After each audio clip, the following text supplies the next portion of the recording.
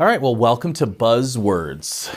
And today's buzzword is ETE. education. ETE? ETE, education. Yeah, so what does ETE mean? It's, Excellence in traditional education. Yep. there we you go, Julie. So we got Logan and Julie, who I just met. Hi, nice to meet you. Today's episode, by the way, is going to be sponsored by Mud on 66. We love Mud, actually. I Next go to time I'll have Mud coffees for you guys, too. 2 to 3 times a week. I love Mud personally. Yeah, so their staff coffee is great. Great staff, locally owned business that's expanding that whole corner, making it more vibrant and interesting with ice cream, coffee, and now Tin Can Alley is going to be going in pretty soon. So tourists and people and even locals who want to really like showcase our area, whose families coming in town, they can stay in a restored Airstream trailer right between the scoops and Mud on 66, which is pretty cool. So just for a second there, I want to, as a local business owner myself,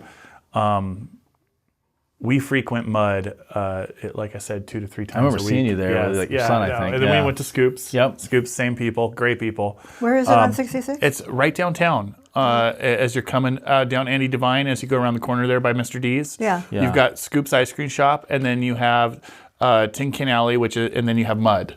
Tin Can Alley is still under construction, but the coffee at Mud is phenomenal. Yeah, That's it's good, roasted yeah. right in I'll have to try Flagstaff. Yeah, so it's always late end for up the at train. Red. Yeah. Is the roastery out of Flagstaff, which is also on Route 66. So they kind of stuck to that. And their ice cream they source from an ice cream place in Flagstaff as well on Route 66. So they're really trying to keep to that as authentic experience as you can, because the tourists that do like to come through that corridor want authentic Americana Route 66. So That's what they're getting. Yeah, oh for what sure. they're getting. So yeah, definitely If you haven't tried it, Julie, you got to go try it. It's yeah, really good Okay. stuff. and now you know. Yep. So today's buzzword: ETE, education, excellence in traditional education, which I think is really, I think the term, the buzzword is going to be kind of the topic for the next 4 years. I've been listening to a lot of the policies coming out of the new administration and things that they want, and they realize and they recognize, which you probably recognized a long time ago, which is why you're doing this, is that education in our young people is a really great determiner on your success of an economy of a country and a state and a county and a city. And a local community. Yep. Yeah. So like that's like the starting point that I think over the decades and decades and decades of the education system is kind of, I don't know if it's gotten forgotten. It's definitely been neglected when we look at our education system on a worldwide basis and where we rank in science, math, language. So I think that having this new spotlight put back on how do we make it better is really important. I think definitely the local community is going to want to get behind it. So kind of dive into who you are, because I only know your first name, and how you got started in this, what's your background. And My name is Julie Champlain, and my husband and I have been involved with Hillsdale College for some time. My mom got us involved in it.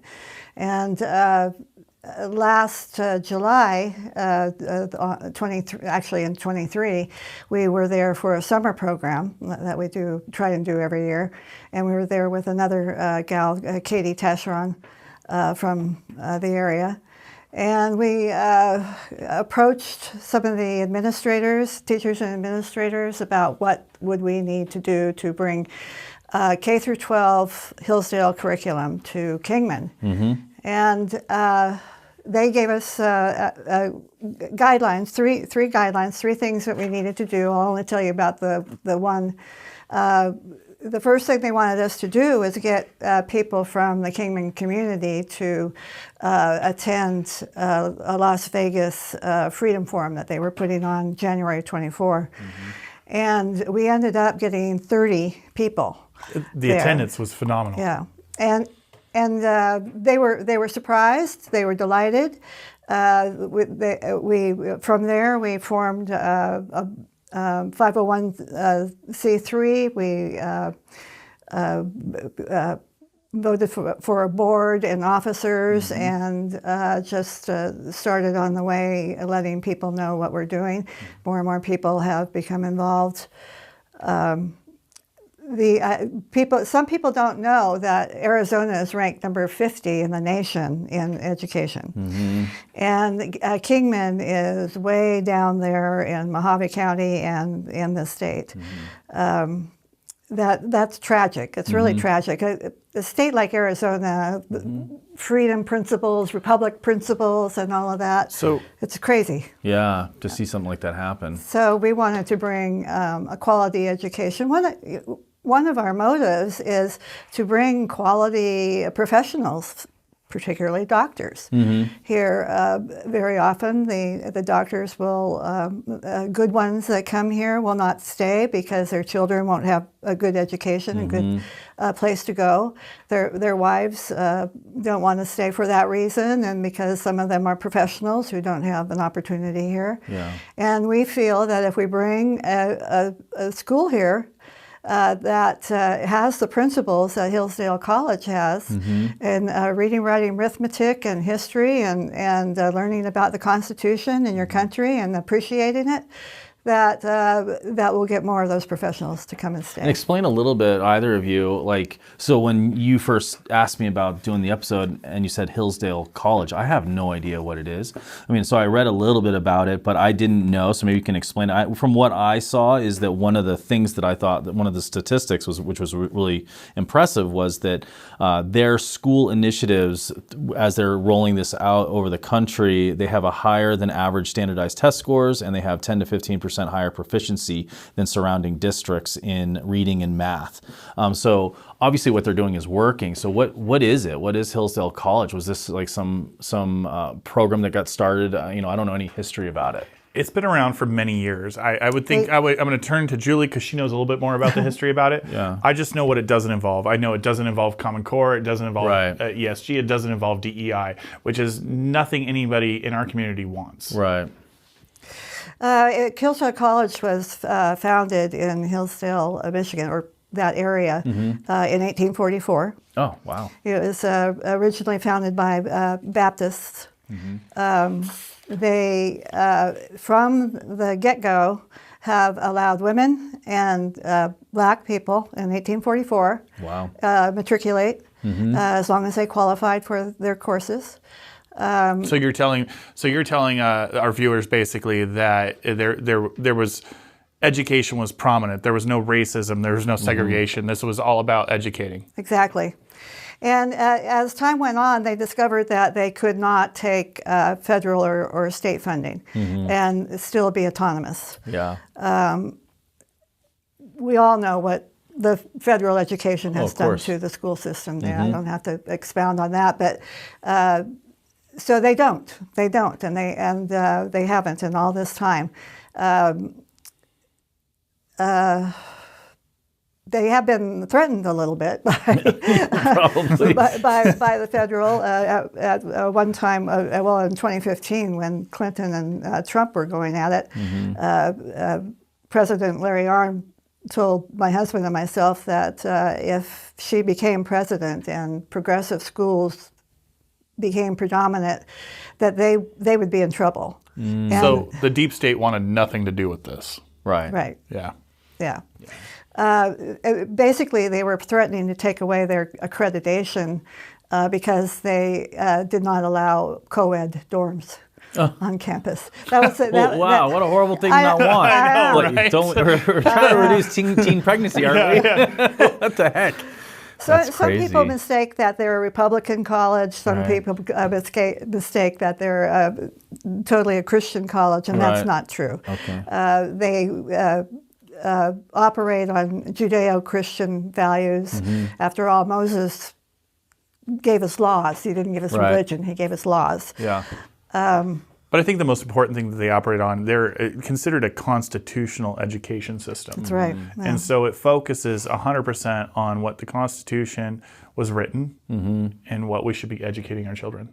Yeah. And that's required in their schools. It's not an option. So they have to learn about our beginnings. Yeah. Including flaws. You're right. Yeah. It's not like America did everything right forever, but the principles are things that are still alive and well and have been forever. Which is, why are we where we are? And it's to get outside of tyranny. Absolutely. And that has been lost. And as the federal government has taken over the education department, they're treating it like all the other completely inefficient arms of the government, and they're allowing for funding to go to, like you said, they'll have an agenda set at a federal level that will trickle down into the state level. And in a normal business, if something isn't functioning well or efficiently, or it is losing to its competitors, our education system compared to the rest of the world, you make changes. You invest in the areas that are working. And they haven't done that. No. Not at They've all. let us continue to slide, and it's a bummer that Arizona is at the very bottom of this slide, but it's nice to see that there's people that are trying to do something about it. And I didn't even know anything about them. To know that they're that old, I'm like, whoa, I wish I had heard about this sooner. Yeah. One of my favorite quotes from Dr. Arnn, who's the president of Hillsdale, is that it's not necessary for their students to graduate as conservatives or liberals, but they must graduate as thinkers. Mm-hmm. So it would be good to have more thinkers in our society. Yeah, for sure. Yeah. Problem solving, that's a big thing. In the current, and this is, I guess, mildly political, but, the current Department of Education, which thankfully is being gutted, its entire purpose was to create a nation of workers, not thinkers. Yeah. And Hillsdale College, they've been around so long, and they've been promoting educating the young to be thinkers, and education moving forward, it needs to be that way. Oh, for sure. I mean, seeing some of the stats that I was seeing, like it was like 35% of 8th graders are proficient in reading and 34% in math, just in Arizona. To know that 65% of them are not, and they're getting out of school, and they're they don't have the skill sets with a diploma. Right. Oh, yeah. Yeah, that's No child left behind. Right. The Bushes, no Yeah, so they child all left get behind. they get the 9th place trophy type And thing. yet they do Participation get left award. behind in Right. society. Yeah. Yeah. Well, yeah, and if the whole system from that point forward continues to reward that lack of skill set and actual merit, then you continue this cycle, because that's what's happened, right? So as the education systems have declined, so has entitlement, handouts, DEI departments. Correct. That, you don't need to have merit or skill set or education. You just need to be of a race or color or creed, and then you can work here because we need Or a to gender of some sort. Or So that way we have a balanced looking HR department. And when you do that, that means that as they get older and they have children, they're following the same footsteps. They're following the same decline in proficiencies, because they don't need to have merit. They don't have to have skills. They don't need to read. They can function at a 60% C- score throughout life and be taken care of by the government, which is not the way we want it. No. And we continue to fall behind. And when you start falling behind on a world level, there becomes a lot of problems. When other countries are, when you look at other countries' math and science scores and their technology as they're advancing, it can get really scary for the United States. We're a country that's extremely vulnerable in a technology standpoint. We have a lot of really sensitive sites like power grids and telecoms that have been hacked, and they're getting hacked by teenagers in other countries that are going to school at a young age, and they're matriculating with 100% proficiency in English that we don't even have, and that's their second language. I've been seeing a lot of statistics like that, which is like the rest of the world has any country who operates in America and they have to learn English, they're learning it at a higher proficiency than our kids are graduating high school with, and that is They're weird. going to school 6 days a week, and we're going. Our kids are going to school 4 days a week, Right. And not even the whole day. Yeah. And the scary part is how much has changed since I went to school, since you went to school. I mean, the dramatics between me and Julie and our schooling, and even yours, Steve, experience. I mean, it's just absolutely insane to think about how government institutionalized education has created a society where they're dependent rather than being free thinkers and learning how to live the American dream. Right. They don't want them living the American dream. It's It's crazy. It's like there's that JFK quote, it's not what the government can do for you, it's what you can do for your country. Exactly. And it's like, I think it's very much needed. So what are the steps as you created a nonprofit, which is great because then businesses and people can get involved and have a little tax incentive to do so? What are the steps that are needed for this to come to fruition? Because I did notice that you had kind of a location area up Wallapai Mountain Road. road that would be good and fairly centralized, but away from the kind of the downtown areas, so it's a little bit separate. So what is the next moving parts that you have to see happen? We have to raise money. So, We do. yeah. We have to raise money. That's and very important. We have some really good people on the board who have contributed. Every single person on our board has contributed, and ready to contribute more if necessary.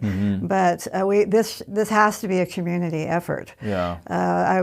We just spoke at the Conservative Republican Club the other day, and we were happily amazed at how receptive everybody was. We came away from that with over $1,000 in contributions from that, and several of the people getting up and voicing their own experience. And one is tutoring children right now, and he said that they're not learning. He's just devastated with what he's discovering, just trying to get them over the top. And he mentioned the fact that we've got a problem with the economics here. The parents are not engaged with their children. And so this has to be a community effort, and we can bring up that quality, I think, once we get going. So raising money, we've been promised 4 acres, but we have to pay for it. They're charging us only about a third of what its value is. And they're holding on to it for for when we're ready. And then there's 9 acres attached to that that is going to be gifted. Oh, neat! Wow. Yeah. And they see the owners of the property see the cause, and we're very grateful for them. Very grateful. So this is a brand new from the ground up. Yeah. Yes. This isn't, so wow, that's pretty cool. Yes. But expensive because of that. We also it's not gonna have be cheap. Superintendent John Gillette is part of our group. He's got 2 twins, 8-year-old twins. So this is very important to he and Jamie. And so he's able to open a lot of doors for us. Yeah. Especially when it comes to the property and then the building, because he was in real estate and he's been a builder and so forth, so he can open those doors for us also. But we have to get the land to start. Yeah. Yeah. So we need enough donations to be able to secure the land that we're purchasing, so that the whole process can come to fruition. Building is a whole nother cost. So as long as we're fundraising, we're not just lobbying members of our community. We're lobbying other people within the whole Arizona state to see what we can do. This is going to be absolutely pivotal for Mojave County to have an education system like this, where, and not to dock any of the local education systems, but it's just not there. Right. It's just not there. Oh, well, it's evident in the scores and the It is. percentages and the matriculation rates and the graduation rates. I think I saw something that was like 8%, of students don't even graduate. They drop out before graduation in Arizona. So so would this be like a tuition-based school? Is it like a private school? It would be a private school. So so But tuition-based. the state that money follows the child. Oh, okay. So. So it's like is it a charter? Is that considered a charter school, or is this a different? No, this is just a it private? could be private. Yeah. It'd be private. Okay. But basically, every taxpayer pays about a third, I think, of their property taxes into the education system. Right. That will follow the child back to the school, so that for those people who can't afford the tuition, and we're thinking about $5,000 a year. Which, we're hoping that it's going to be economical for every member of our community. This should be available to everybody, not just people that have a more stable financial income. Right. Well, and as hopefully the federal government changes the way that they do things, I think that, like you're saying, the tax money that you're paying in, you should have a say where it goes. Certainly, if you have children in school. You should be almost direct it to where you want your kids to go. But the federal government education system under Biden doesn't want that. They don't want charter schools. They don't want private schools. They don't want. They want the worker bees, like you said. Yeah. Non-thinkers. Thankfully, I believe we're moving in a direction away from that. Yeah. I believe we Well, do. yeah. It can't happen fast enough, in No, my I opinion. know. With our current administration, I'm very hopeful. Yeah. Yeah, the state of Arizona, here's some more stats. They only spend $9,900 per student versus the national average of $13,500. That's 40% less. And and here we sit at the very bottom, and so that's pretty crazy to think that's that's the per year Policies spent. aside, Steve. Policies aside, that amount of money really just goes to show you the amount of investment the state's willing to make. Yeah, right. Exactly. Yeah. That's too bad. It is. A lot of the stats, and even looking at the average pay, you look for the teachers, their Arizona teachers earn on average $52,000, placing the state 44th out of 50 states in teacher pay.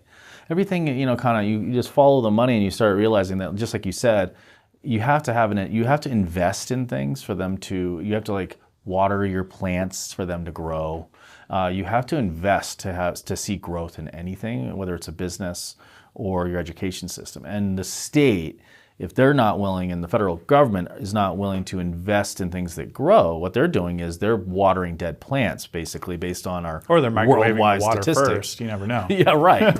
They're not doing their good job, and so here we are, a nonprofit, trying to say, hey, we are investing in our children, which we're going to invest later on in our community. Like a lot of the statistics of people that just graduate with higher rankings, like they become, like what you're talking about, more professionals, and those professionals want to move to the area where they can find jobs, and their kids can go to school and get a good education, and that will continue to domino and cycle in the right direction. It's just we're going in the opposite direction right now. We are, absolutely. And that's the whole reason. So another thing that we wanted to bring up, not to segue, but we are hosting a fundraiser. Oh, cool. Tickets Good. are for sale. There's lots of things being auctioned off. I'm gonna let Julie kind of talk about that more than me, but I really want to bring some light to the fundraiser and what our goals are, and what we'd like to see a lot of community participation. Yeah, for sure. Here's a 22. Before you jump into that, I forgot I wanted to. So 78% of Arizona Department of Education, so this is in 2022, so a couple years ago, 78% graduate. The national average is 86%. And that's funny you say that, because if you think, just think about Kingman. And what I'm about to say has no bearing on the quality of education or the teachers or the administration, but just look at it from this point of view. When things get difficult in our local high schools and schools, they go to outside programs, which is an online-based source where they either fast-track them for a diploma or fast-track them for a GED.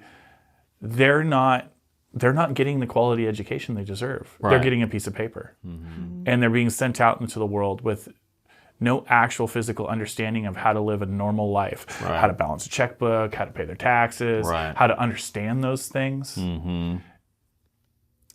We would like to see that change. Yeah. Yeah. How long have you been at this, really quick? Well, we started. ETE. We came back and started getting the word out in August of 23 after we came back So from it's the summer program. fresh. But, Yeah, the Vegas, it was fun. Yeah. I had a good time. Yeah. Just learning about everything. It was different than what he expected. Yes, it was. Yeah. It was. People a little more relaxed about it. But and the dinner. Oh. Dinner. We'll touch on that. Yeah. I've got to say that not only are we supporters of Hillsdale College and promoters of them, but they are of us also.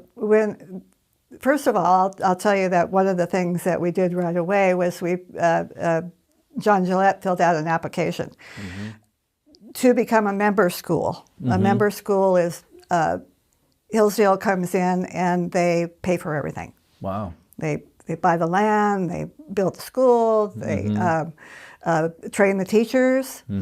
And so we put in an application for that, and John sent in 122 pages of application, and they came back and said, wow, we usually get 4 or 5 pages. Wow. So they were impressed with our desire.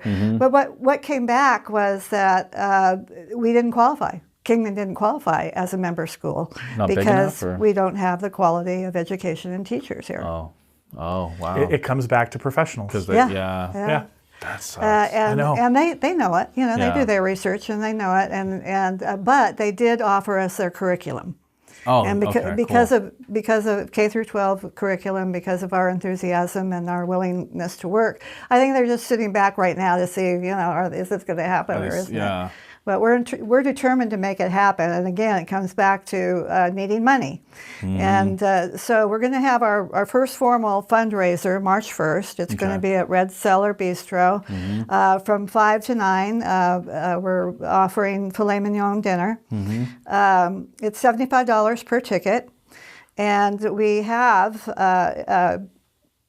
going to have live music. Cape Rick is going to be there. playing. Cool. Yeah, a lot of people like to follow him. Yeah. And we have an 81 CJ7 Jeep to auction. We have an Easy Go gas golf cart. It's cool. used, but a lot of people like gas when everything's going electric. Yeah. We fixed that up. And I learned today that we're getting a motorcycle too. Cool. Our next door neighbor, Dawn, who is a commander in the Navy and is a nurse at Supai Reservation, has a lot of toys and doesn't have the opportunity to use them all anymore. So she's giving us her her motorcycle to. Don't ask me what brand it is. It's something I wasn't familiar with. But we'll also have jewelry, and as I said, Hillsdale is invested in us also. I contacted them and asked them if they could give us some items from their shop, from their bookstore, to auction at this event. Very and good. they gave us a $250. We were ready to pay for it, but they gave us a $250 credit at the store. And we got stemless wine glasses. We got cocktail glasses. We got a really nice barbecue set. We've got shirts and hats, and so there's also That's a lot awesome. of local businesses that have donated to us, and we're still open to many donations. Yeah. The more we can auction off, the better. Right.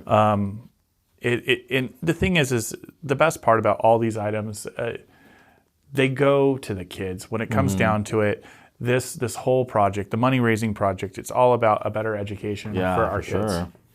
Here's some more stats to kind of open people's eyes.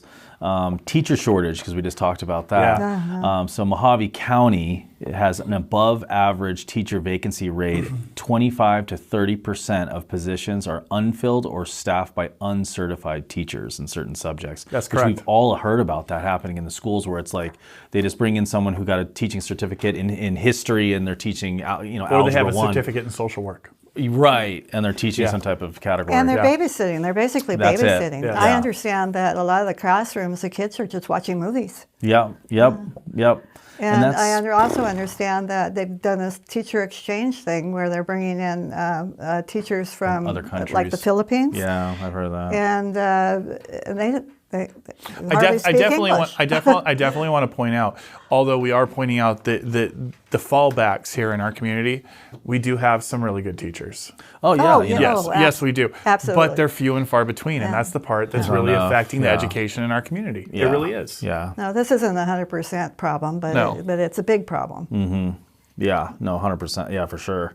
Do you guys have a website, or for people, or is it like a social page that people go to when they want to learn info? We haven't put together any social media yet, Okay. We do have a website. but we do Okay, have cool. a website. It's info No, at that's the email, the website. no the that's- website is info@traditionaleducation.org. That's the email. Is the app There part? is no email. Oh no, let's look that's it a- up. I haven't personally been there yet, Julie. Info. Maybe I'm wrong. Maybe I'm wrong. What's the end part? Maybe we should know. Education. What was the last part of it? Education. Info at traditionaleducation.org. Okay. Traditional education. That's terrible. Oops. Hold on. Traditional. Dang it. Traditional education.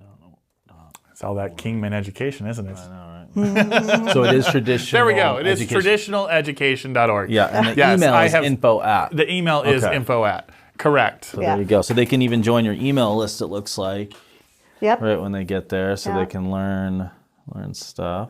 We actually just record this just so I can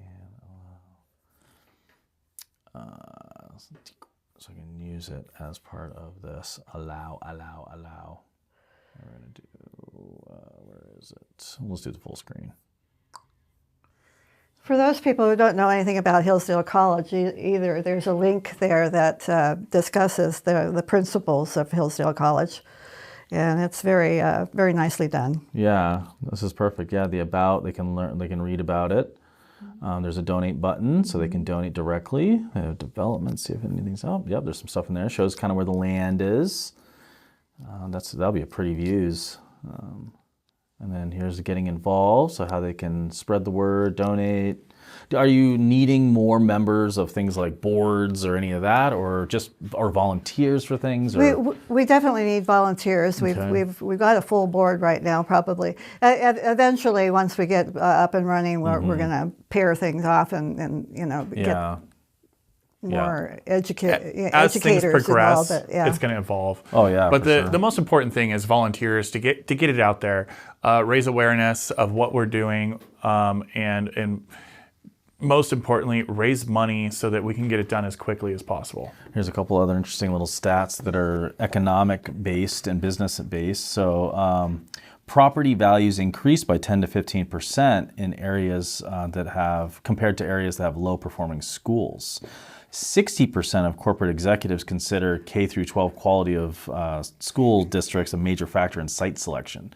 So literally having, just like you said with doctors, it's not just doctors who are looking, it's also companies that have plants and manufacturing and facilities.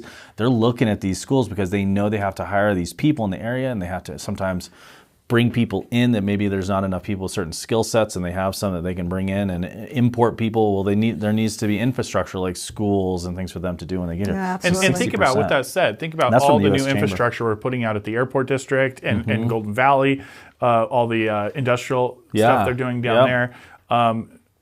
The Realtor Association, National Realtor Association, quality of schools is the second highest, most important factor for young families when they're looking for a place to live after job availability. Yeah. So they're looking for places that have jobs, and then they want to know, what are the schools like? Those are the two most important things. So, we don't want to be number 50 out of 50. Well, maybe true. 50 out of 51. But Right, yeah, you never know. Give us some time. Yeah, right.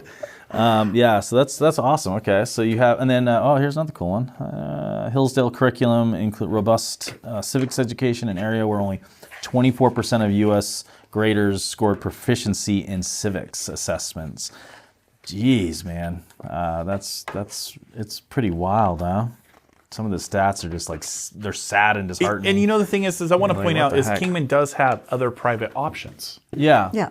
and they're not bad. Right. This is just different. Right. And it focuses 100% on not any particular political view. Right. Although it does hold Judeo-Christian values, they're not. That's desirable, Right. to most people Right. looking for a private school. Yeah. I think the most important thing is creating that option to where it focuses on American constitutional beliefs. Right. Yeah. Because that's one thing that we all have in common here, living do. here as citizens. We are all Americans, and it all started with the founding fathers and the Constitution. And so, whether you're from a different creed, that's not what we're talking about. We're talking about what they're going to be learning, which is, what it is to be an American. And how to survive Yeah. as an American. I can't Yeah. guarantee that this is going to happen, but at the meeting the other day, one of the participants or audience came up to us afterwards and said that she's a part of a church that has been unhappy with the school system for their children, and we're planning on building their own. Oh, interesting. And she said, I'm going to stop it, and we're going to throw our resources to you. There we well, go. I hope that happens. That would If be it cool. does It come to doesn't- fruition, that's going to but- be amazing but- for our community. But at Yeah. least people are recognizing the Right. value of it. The need, yeah. Yeah. Oh, No, 100%. absolutely. Yeah, for sure. And it doesn't, that value is just felt, like I said, across the board. Yeah. we want our kids to be educated, not edumacated. Right. Yeah. No, 100 for sure.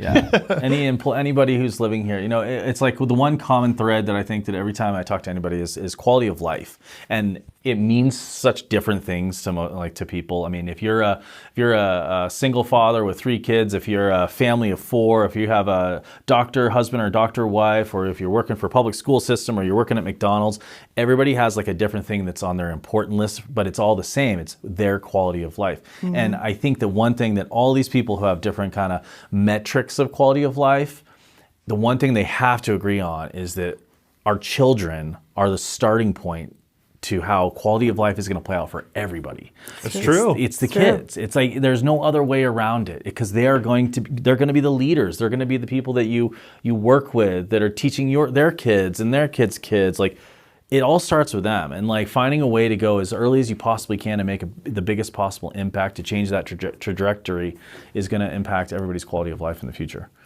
I absolutely. I don't know why it hasn't been. I don't know. It's bewildering why it's been like it has been for so long. And I didn't really notice. I was an Air Force brat, so like I was spoiled in the sense of like living near bases, people that are in the military. Literally, they have talk about constitutional, ethical, moral, backbones. That you're dealing with a lot of that. So the kids of military personnel are always in the public schools that I was near.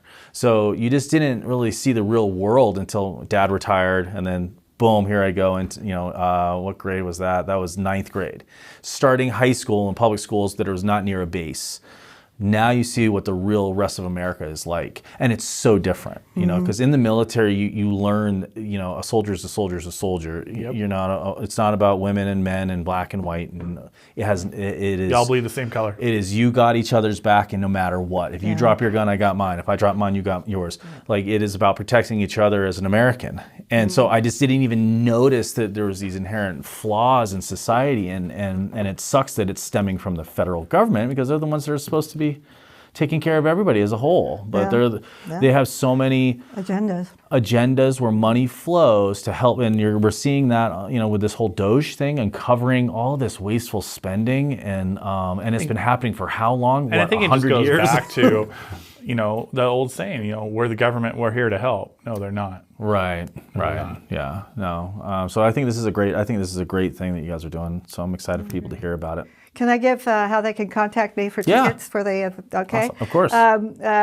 My name is Julie Champlain, and my phone number is 916-607-8350. I prefer a text to a call, because if I don't know your number, I probably won't pick up, so please text me. Yep. And my email is etecorrespondence@gmail.com. Okay, cool. And we'll include those in the text below the video. Yeah, that way people can see Awesome. it. So just to remember, we are throwing that fundraiser March at the 1st. Red Cellar and Bistro up off Wallapai Mountain. Tickets are still available, although we're about half sold out. About half full. About halfway sold out.